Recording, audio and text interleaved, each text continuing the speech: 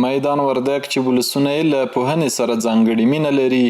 د یادې برخې مسؤلین وایي چې روان کال یې په ښوونځیو او مدرسو کې د شاوخوا 2.5 میلیون افغانیو په لګښت بیا رغنیز کارونه شوي او د شاوخوا 3.5 میلیون افغانیو په لګښت یې د یو شمېر پروژو چارې روانې دي د دغه ولایت پوهنې رئیس مولوي محمد عثمان هوریت وایي چې د بیا رغونې په برخه کې ولسونه ورسره د 6.5 میلیون افغانیو په اندازه مرسته کړې. تیر کال زموږ د ټول ترمیمات شوي دي، که احتوي دیوالونه دي او که مطلب سولر سیستمونه فعال شوي دي، مکاتب ترمیم شوي دي د 2.5 میلیونو په ارزښت باندې او دغه ترمیم شوي دي او تر کار لاندې چې اوس تکمیل لا نه دي، تکمیل ته نږدې دي 3.5 میلیونه په شاوخوا کې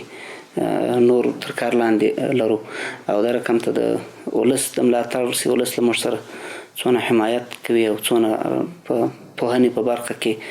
لاسنیوی هم کوي ضرورت وړ ځایو کې چې دوی له موږ سره همکاري کړې ده. 6.5 میلیونه له هغې خاصه همکاري شوې ده. د ښاغلي هوریت په وینا په دې ولایت کې په مکتبونو او مدرسو کې 219,000 زده کوونکي زده کړې کوي او د راتلونکي کال په کانکور ازموینه کې به 3,428 زده کوونکي ګډون وکړي.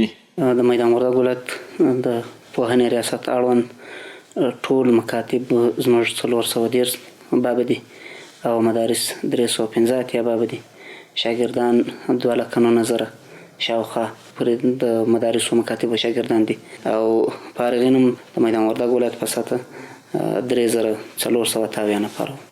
همداراز مسؤلین د پوهنې په برخه کې د ولسونو پوره لاسنیوی ستایي او د یادې برخې د لا پیاوړتیا په موخه د ملاتړ د دوام غوښتنه کوي.